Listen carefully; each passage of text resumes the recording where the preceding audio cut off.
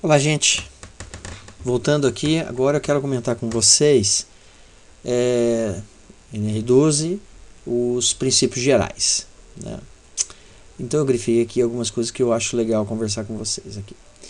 Olha só, o 12.1.2. As disposições desta NR, da NR12, referem-se a máquinas e equipamentos novos e usados, né? Então todo equipamento novo e usado é aplicado a NR12, mas exceto, existem algumas exceções.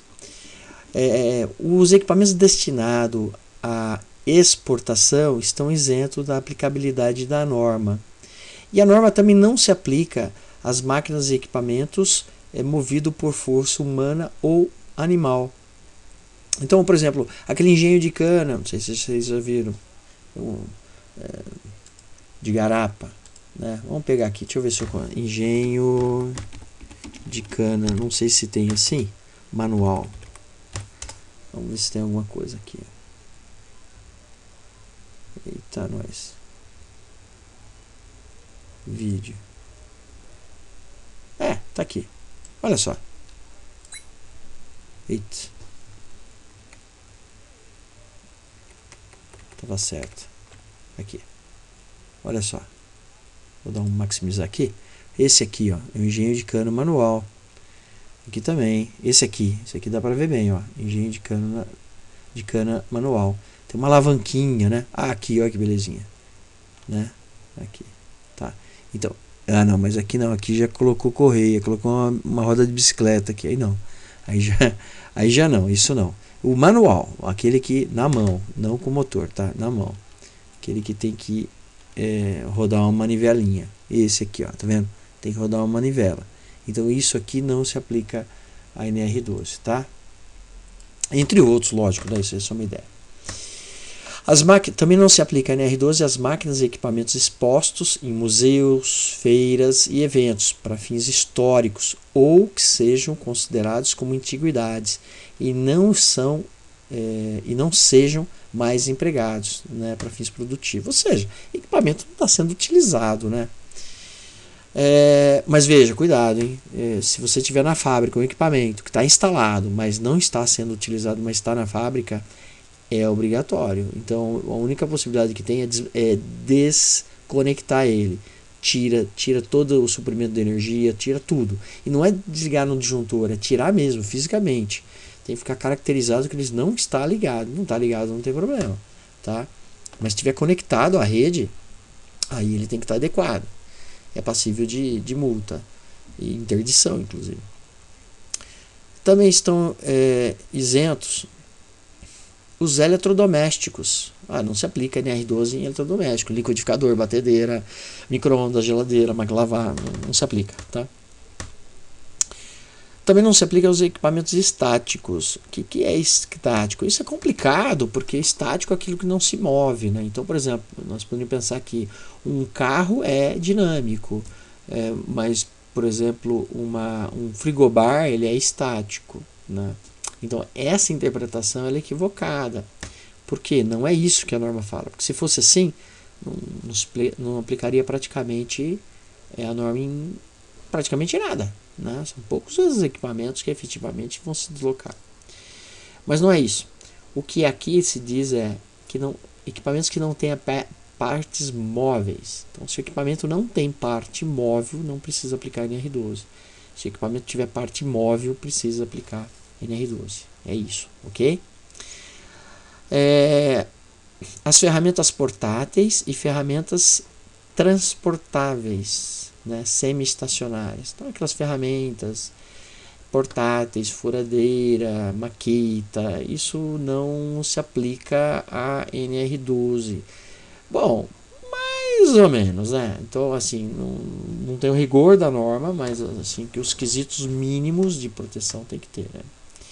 E as máquinas certificadas pelo Inmetro. Então, olha só, a norma ela dá força ao Inmetro nesse quesito. Então, se a máquina ela é certificada pelo Inmetro, não se aplica a NR12. Entende que o Inmetro já cuidou de avaliar isso, né?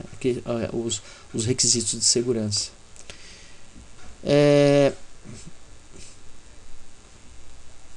No entanto, eu falei lá dos equipamentos estáticos, a própria NR12 aqui fala nesse item 1.4.1 que aplica-se às máquinas existentes nos equipamentos estáticos. Então, assim, o equipamento estático, por exemplo, um forno, de repente um forno industrial. Vamos ver o que é um forno industrial, gente. Eu vou colocar forno de... eu coloquei forno de biscoito. Vamos ver se esse negócio vai. Tá indo, né? Forno de biscoito. Imagens. Eu queria achar um forno bem grande. Oh, coisa do outro mundo. Mas eu queria ver um overview assim pra gente enxergar ele, né? Rapaz, olha, eu não tô com fome, porque eu acabei de almoçar. Mas se você estiver vendo isso daqui em determinado horário, eu imagino que não vai ser fácil, né, gente? Olha, eu não achei aqui o forno de biscoito industrial. Industrial. Vamos ver se vai.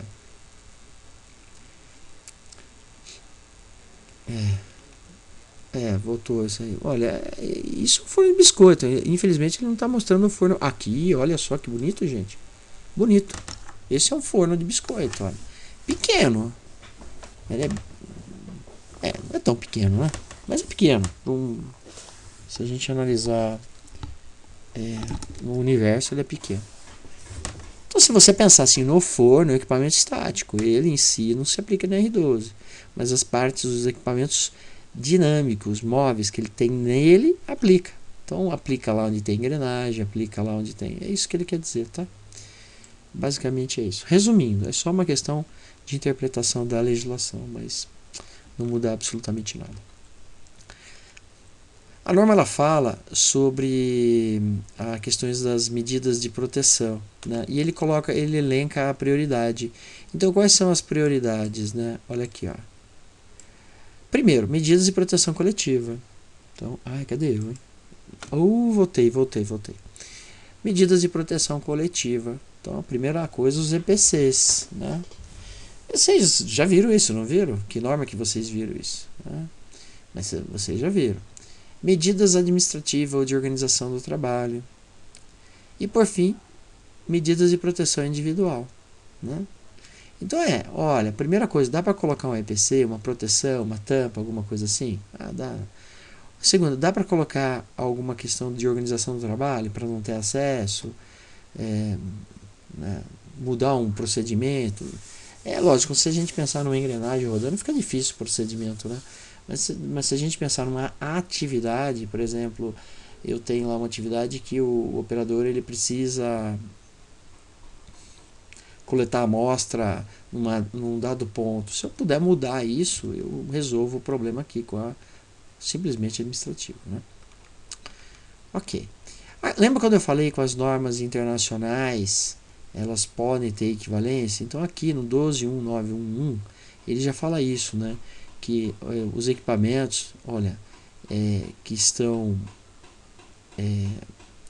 com as normas europeias tipo C harmonizadas.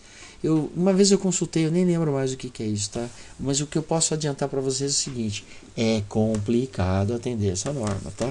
Bastante complicado. Então ele estaria da mesma forma, né?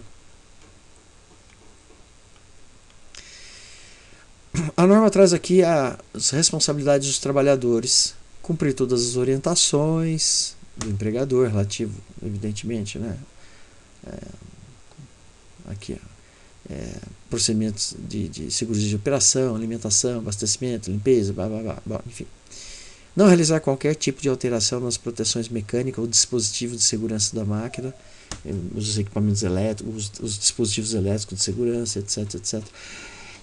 Gente, eu sempre comento ou sempre comentava nas equipes de manutenção que eu administrava e também nas turmas de aula que eu leciono e já lecionei. Ninguém tem o direito de alterar projeto de máquina, mas é tão normal alterar que você nem imagina. Mas está errado, então a gente precisa coibir essas alterações, tá? Tudo em nome de produtividade, melhorar tal, aí acaba burlando os sistemas de segurança. Ou um novo procedimento pode mudar a realidade de segurança, né? Tornando uma máquina que não era perigosa, tornando ela perigosa. Tudo depende de como que se trabalha. Comunicar a seu superior imediato sempre que alguma proteção ou dispositivo de segurança for removido, ou seja, sempre que tiver um perigo associado, né? Então tem que ser responsabilidade do trabalhador. Participar dos treinamentos, das capacitações promovidas pela empresa, e lógico que ela fala em relação a NR12, mas você sabe muito bem que isso vale para tudo. E colaborar com o empregador na implementação de das disposições contidas na norma. Ou seja, todas as ações que o empregador coloca para melhorar, para atender a NR12, cabe ao trabalhador atender e colaborar, né? Ele não pode trabalhar contra.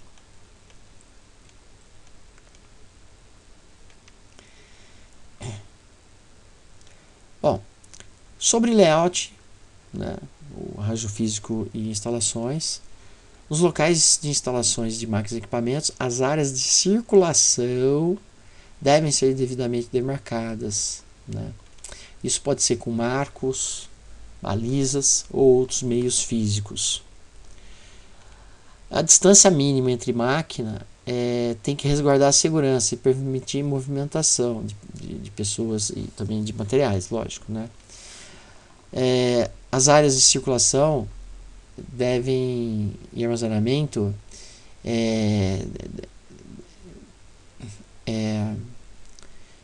armazenamento de máquinas e os espaços em torno das máquinas de materiais em torno das máquinas devem ser projetados, dimensionados e mantidos de forma que os trabalhadores e os transportadores de materiais possam movimentar-se com segurança, né?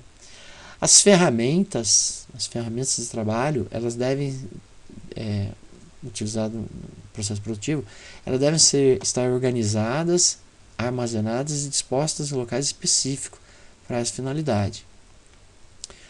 Então, olha a organização entrando aí. Veja que o layout ele é bem amplo nesse sentido, né? Nas máquinas móveis que possuem rodízios, pelo menos 2 deles têm que possuir trava. Isso a gente vê lá em NR35, se não me falha a memória.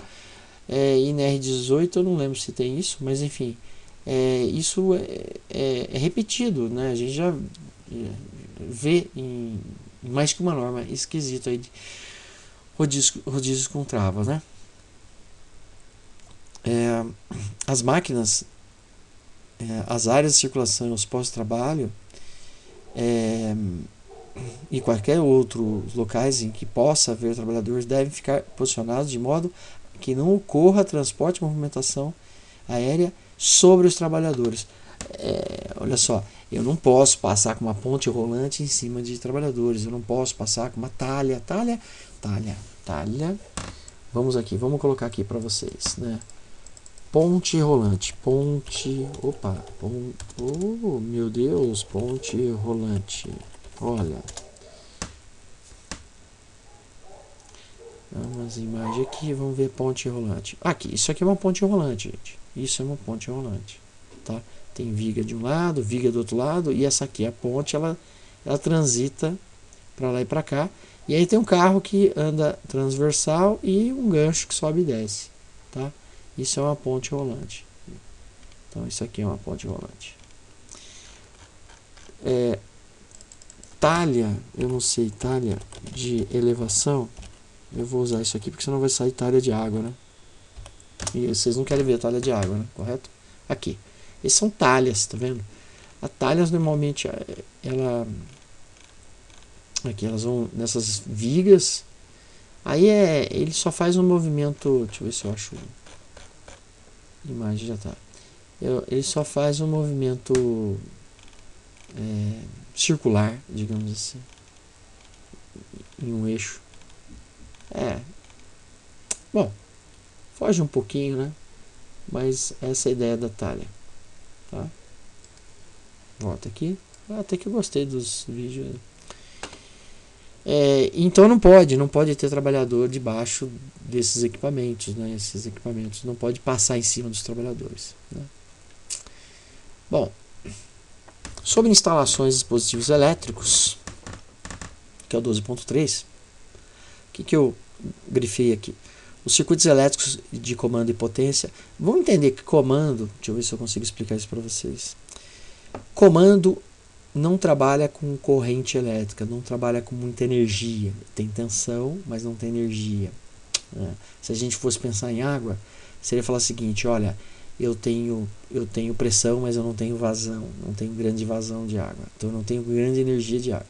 E potência, eu tenho muita energia, tá? Então em elétrica é dividido a parte de comando e a parte de potência. A parte de comando faz a lógica de funcionamento, como que vai funcionar, e a parte de potência faz funcionar, propriamente dito, tá? É mais ou menos isso. Então, olha só, os circuitos elétricos de comando e potência, eles têm que ser projetados de forma segura, de forma que não provoquem choque elétrico, incêndio, explosão e outros tipos de acidente, tá? Então, os projetos e as montagens dos dispositivos elétricos têm que ter esse cuidado. Isso já é previsto em normas ABNT, NBR 5410 e outras, né? Os equipamentos elétricos devem ser aterrados. Então, se tem energia elétrica, se ele é alimentado, ele tem que ter aterramento.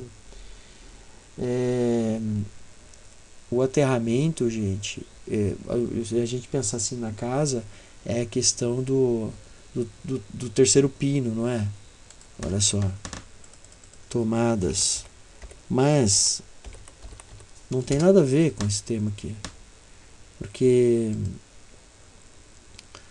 aqui, né? Oh, coisa do outro mundo. Aqui, olha só, vários padrões de tomadas aqui, né? Então, se a gente pegar essa tomada antiga, né? Esse cara sozinho aqui, essa boquinha é o terra, aterramento. Esse cara aqui, o do meio, é o terra. E assim vai, né? Esse é um padrão geral. O que é esse terra? Né? Simplesmente é a conexão até um eletrodo, uma haste de terra. Haste de aterramento. Até uma haste no chão. Então esse fio está ligado no chão, gente. No chão. Né? Eu vou mostrar aqui para vocês. Olha. Aí de novo, hein? Eu gostei do barulhinho. Eu estou usando o Mind. É um outro Linux. Porque o meu Ubuntu tava uma nhaca. Gente, olha. Eu vou mostrar isso aqui. É uma instalação muito mal feita, tá? Mas é isso, olha. Aquele terminal no meio lá tá ligado num cara assim, ó, numa haste assim. Lógico que não necessariamente é uma única haste, pode ser várias hastes, né? Aqui tem uma situação mais bonitinha, né? Então pode ter várias hastes, várias. Então não cabe a gente ficar discutindo esse procedimento elétrico, né? Mas quando eu falo em aterramento, quando a gente fala em aterramento, nós estamos pensando exatamente nisso, tá? Uma haste mesmo, ó, tá vendo? Aqui, ó. É uma haste, tá? Aqui, ó. É uma haste. Essa haste tem uns 2 metros de comprimento. Ela está inteirinho cravada no chão, tá? E aí você tira um fio dessa haste e leva pro pino do meio da tomada, que é o aterramento. Quando eu falo que o equipamento tem que ser aterrado, o fio tem que chegar no equipamento, tá? Mas qual equipamento tem que ser aterrado? Não o equipamento de plástico, mas o equipamento onde a carcaça dele conduz eletricidade. Se a carcaça do equipamento conduzir eletricidade, ele tem que ser aterrado. A carcaça tem que ser aterrada. Ok? Se tiver dúvida disso aí, você posta. Vou ter o maior prazer em responder isso para vocês. Vocês estão escutando? Isso aí é meu poodle latindo. Ele não para. Toda hora ele late. Os circuitos elétricos de comando e potência, eles têm que ser projetados, construídos, dimensionados, para que possa entrar em contato direto ou indireto com água e agentes corrosivos. Lógico, se existe esse risco, né, de água, né, se eu não tenho essa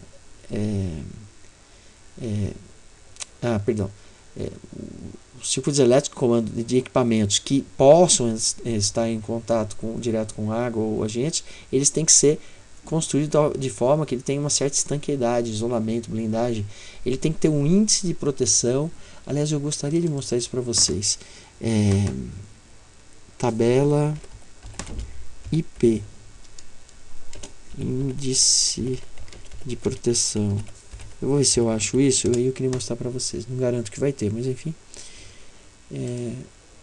Se tiver, excelente. Se não tiver, achei, olha. Olha, beleza? Olha aqui, ó. Olha, quando a gente fala em proteção IP, é isso aqui, ó. Eu vou tentar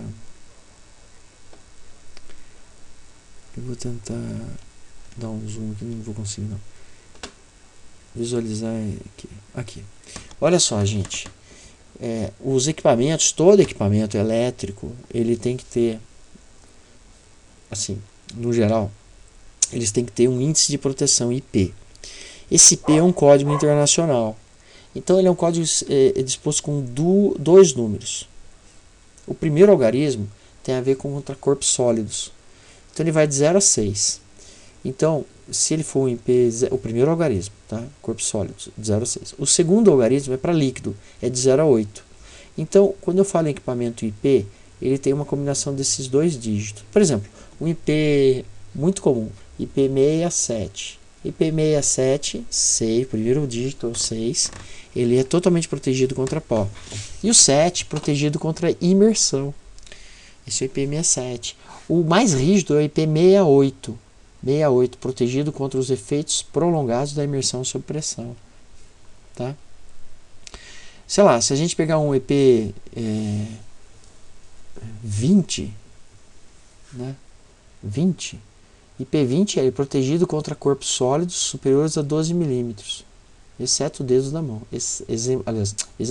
Por exemplo, dedo da mão. Então, IP20 ele é protegido contra o dedo da mão. E aqui 0 porque ele não tem proteção contra líquido. Ah, eu não entendo isso, professor. Mas pensa, se ele protege 12 milímetros, mas não protege 11 milímetros, você acha que ele vai proteger líquido? Hã? O que você acha? Não, né? Mas ele pode proteger aqui contra a queda vertical, contra a queda em direção de 15 graus, contra a chuva com direção até 60 graus. Então, assim, ele até pode ter uma combinação com outros dígitos aqui, mas seguramente ele não vai ser nunca submersão, no jato d'água, não tem como, né, gente? Entendeu isso? Bom, se não entendeu também não tem problema. É só tentei dar uma como eu diria assim, uma melhorada, né? Ou eu tentei uma valorizada nesse assunto aí. Os equipamentos têm que ser aterrados. Os circuitos elétricos com comando de potência, né, das máquinas e equipamentos que estejam ou possam estar em contato, isso aqui eu já falei, né? Então pula. Os condutores de alimentação elétrica, fio, gente, fio, condutor é fio. Os condutores de eletricidade, eles devem oferecer resistência mecânica. É lógico, né? Imagina, um fio arrebenta, né? Fica exposto, arrebenta, né? Então tem que ter resistência mecânica. Compatível, lógico, né? Possuir proteção contra rompimento mecânico, de contato abrasivo, contato com lubrificante, combustível e calor. Ou seja, eu não posso deixar graxa no fio. Essa graxa ela pode danificar o isolamento do fio, né? Vamos tentar colocar aqui, ó, condutor. Eu vou colocar cabo elétrico. Cabo elétrico. Eu queria falar rapidamente isso aqui com vocês. Esse vídeo eu acho que vai ficar um pouquinho maior do que eu esperava, mas eu acho que vale a pena. Gente, olha, cabo elétrico, tá? Nhonho, é isso aí. Aqui. Olha, eu não sei se eu vou ter aqui alguma coisa aqui.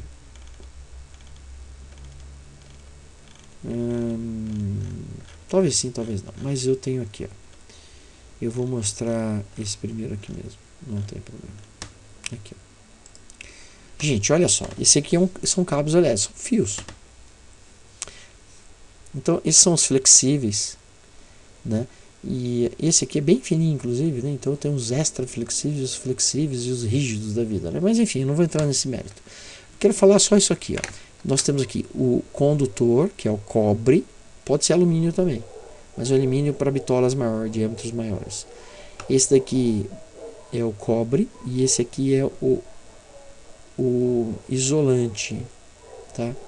Então, olha só, o cobre não é o problema, é onde conduz eletricidade, mas nós temos que nos preocupar, e a preocupação quanto ao cobre é dos eletricistas, dos eletrotécnicos. Eles têm que ter preocupação nessa questão. Nós temos que ter preocupação com isso aqui, ó, com o isolante, que é o isolante que vai garantir que não aconteça um acidente. Então, o que acontece? Existem vários tipos de isolante, cada um para sua aplicação específica.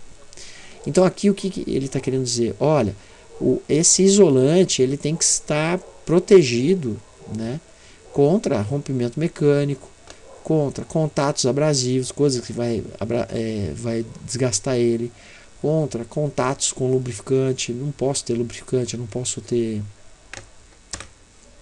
como que eu vou dizer, eu não posso ter um produto lá que vai danificar esse isolante, né? Combustível e calor, né? Em alguns casos eu tenho que, o projetista elétrico ele tem que até escolher o cabo mais adequado, tá? Em alguns casos, mas enfim, essa é uma preocupação da norma. Também que nenhum segmento fique em contato com partes móveis ou cantos vivos, né? Os cabos não podem ficar em contato com quina, com canto vivo, com partes móveis, que vai danificar esse isolante, pode gerando um curto-circuito ou gerando possibilidade de choque elétrico. Não dificultar o trânsito de pessoas ou operação das máquinas. Os cabos têm que ser colocados de tal forma que não dificulte, né? Imagina, aquele cabo esticado no chão, é um problema, né? Não oferecer quaisquer outros riscos e ser constituído de material que não propaguem o fogo. O fogo, ou seja, o isolante do material não é o cobre, o isolante do material não pode pegar fogo, né? Não pode propagar fogo, né? Em alguns casos a preocupação é que não propague, que não libere vapores tóxicos. Nesse caso a preocupação é que ele seja anti-chama. Os quadros ou os painéis de comando de potência, eles têm que ter os seguintes requisitos mínimos, né? Possua porta de acesso mantida permanentemente fechada. Lógico, quando estiver dando manutenção não, né? Possuir sinalização quanto ao perigo. Vamos pegar um quadro elétrico aqui, ó. Quadro elétrico. Vamos pegar um quadrinho elétrico aqui. Eu não sei se eu consigo deixar ele pequenininho ali pra gente ver. Que é legal, né? Sim. Vamos colocar aqui. Só que eu vou deixar ele pequenininho e a gente tenta usar ele aqui, né? Isso. Vamos pegar um quadrinho elétrico qualquer aqui, só para. Eu queria um mais. Aqui, tá vendo? Então olha só. Possuir sinalização quanto ao risco. Olha, nem tem sinalização aqui, gente. Olha, esse quadro aqui não tem, ó, tá vendo? Olha, não tem. Vamos colocar painel elétrico, melhor? Painel elétrico, melhor, né?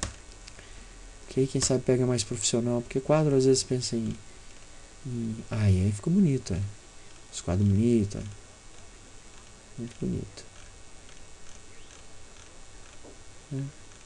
Mas também não tenho aqui não. Deixa eu ver se ele...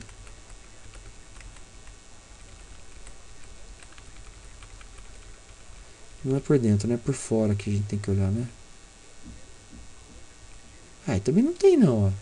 Cadê a sinalização aqui? Não tô vendo não, isso daqui, né? Mas enfim, tem que ter a sinalização contra o risco de choque elétrico. Tá faltando aqui, né? Mas se você fizer uma pesquisa, você vai achar quadro com sinalização. Só que minha pesquisa rápida aqui não retornou isso, né? Retornou tudo quadro sem sinalização. Que coisa, né? Que coisa. Bom, ser mantido em bom estado de conservação, né? Lógico que não ofereça risco de acidente.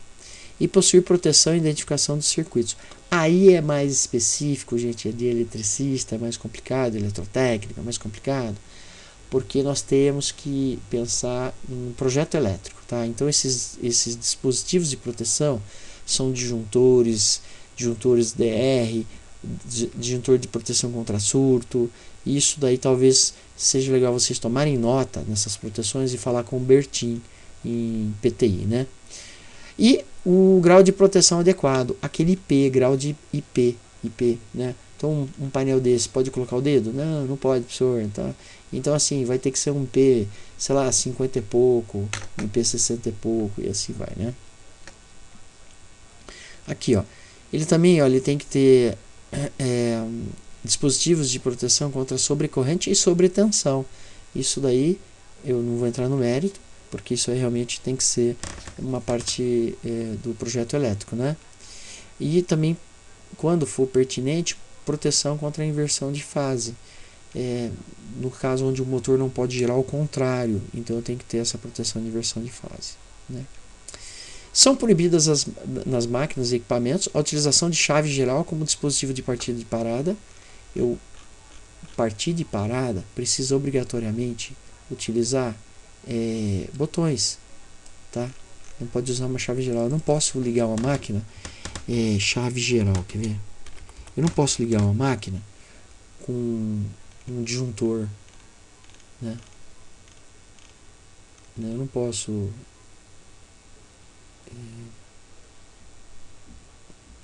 quero falar duas coisas com vocês: chave geral e chave geral não vamos achar não, mas assim, ó, disjuntores, né? Eu não posso ligar uma máquina através de um disjuntor, não posso fazer isso, não pode, porque, gente, e como que desliga? Entendeu? Escapa energia não vai desligar, não pode.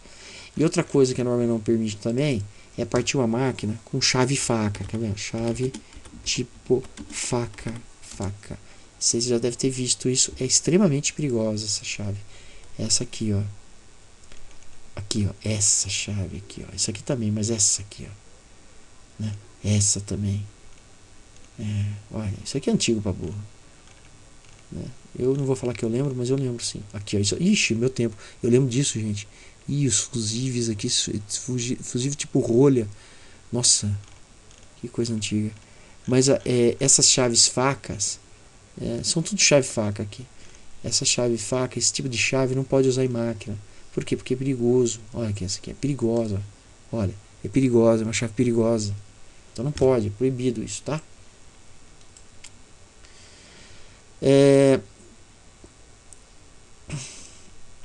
E também não pode deixar partes energizadas expostas, né? Evidentemente, né? Ou seja, com risco de levar choque. Isso não pode, proibido.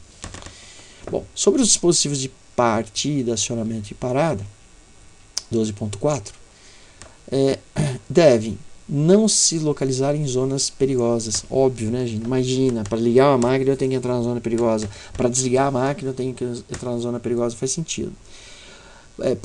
Possam ser acionados ou desligados em caso de emergência por outra pessoa. Ô louco, que absurdo! Não é absurdo, é isso aí mesmo. Se a pessoa está acidentada, né, se aconteceu um acidente, às vezes ela tem que ter, aqueles pontos críticos tem que ter botão de emergência, sabe? Identificou um ponto crítico, tem que ter um botão de emergência pronto, próximo. Mas ainda assim tem que ter botão de emergência porque outra pessoa ela consiga acionar, né? E que impeça o acionamento ou desligamento involuntário. Eu não posso deixar um sistema de partida que sem querer eu ligar, sem querer eu liguei, né? Eu não era para ligar, liguei sem querer. Não pode, né? E olha só, dificulte a burla. Esse é o ponto-chave, né? Dificultar a sacanagem. Isso né?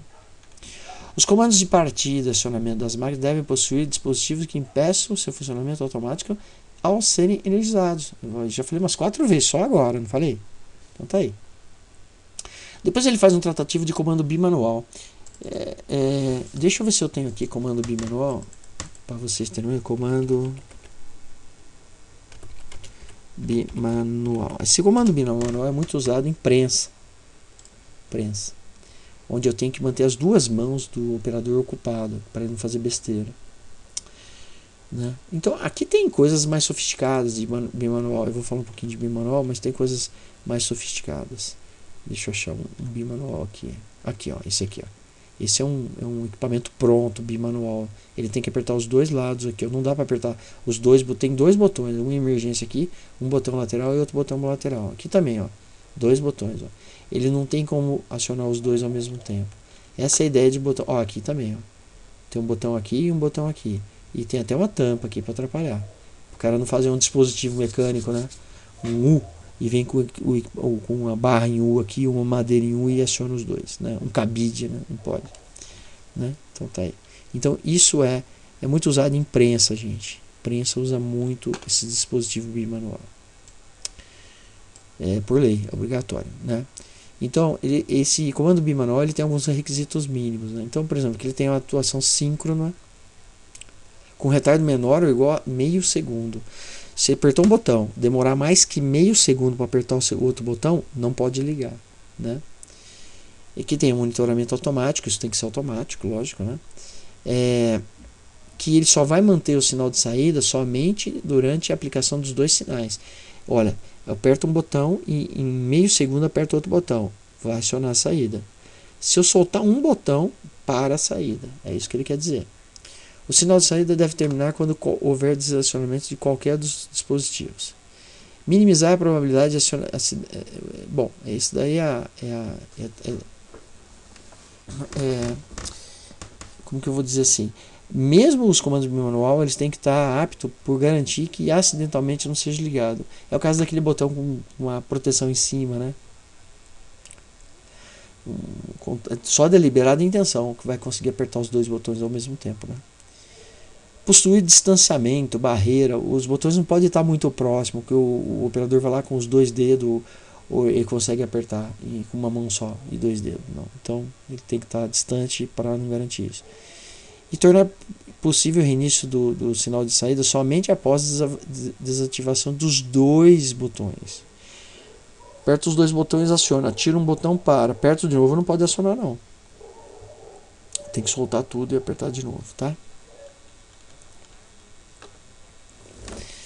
Esses botões têm que ser posicionados a uma distância segura da zona de perigo. Também não faz sentido estar dentro da zona de perigo, né? Um botão dentro da zona de perigo não faz sentido. A forma de disposição e o tempo de resposta do dispositivo de acionamento. E tem que levar em consideração isso aí, a forma de disposição e o tempo de acionamento. E o tempo máximo necessário para a paralisação da máquina ou remoção do perigo. Ou seja, tem alguns requisitos para saber onde que coloca, onde pode ou não colocar esses botões, tá, gente? O dispositivo de acionamento manual móveis, ele pode também estar em pedestrais. Aí tem uma tratativa sobre pedestal, ele tem que ser estável, né? Eu não sei se tem aqui, mas enfim. Aqueles botões podem estar num pedestalzinho. Deixa eu ver se a gente consegue achar aqui. Pedestal. Aqui, ó. Esse é um pedestal. Esse é o pedestal, tá vendo? Então ele pode estar também em pedestal. Olha, tem aqui contra acionamento involuntário, né, acidental, os dois botões, botão de emergência, é isso aí. Então ele coloca lá, vem aqui, aperta os dois botões e aí vai acionar isso aqui. Eu não sei, mas provavelmente uma guilhotina ou uma prensa, né? Tá aqui, prensa, é prensa. Ok? Né? Então vamos lá. Bom, tá acabando, tá? Os componentes de partida, parada, acionamento e controle que compõem as interfaces de operação. Aí ele faz uma tratativa sobre o nível de tensão. É praticamente a mesma coisa, tá? Ele coloca fabricados a partir de 24 de março e fabricado até 24 de março. Basicamente ele fala o seguinte, que eles têm que ter possibilitar a instalação e funcionamento do sistema de parada de emergência, eles têm que ter sistema de parada de emergência. E se for a partir de 24 de março, ele operar em extra baixa tensão, até 25 volts em corrente alternada e 60 volts em corrente contínua. Tá? Se for a partir de 24 de março, aí ele faz uma... ele dá uma liberdade que, se necessário, trabalhar em extra baixa tensão. Tá, ok? Então, os mais antigos, se possível, se for necessário, trabalhem em extra baixa tensão. Agora, os mais recentes, obrigatoriamente em extra baixa tensão. Gente, Tem muito equipamento antigo que trabalha em 220 volts, 127, parte de comando, aquela parte onde está no botão, onde o operador tem contato, né? Em alguns casos é necessário redundância, né? Ela indicada pela apreciação de risco, se avaliou a necessidade de redundância dos dispositivos responsáveis pela prevenção em partida inesperada ou pela função de parada relacionada à segurança conforme a categoria de segurança requerida. O circuito elétrico da chave de partida dos motores deve possuir estrutura redundante, blá blá blá. Redundância nós estamos aumentando a segurança. Ok, gente, ficou bem extenso esse aqui, imagino eu, mas pelo menos a gente chegou até o 12.4 e mais ainda vai mais alguns vídeos, hein? Até a próxima.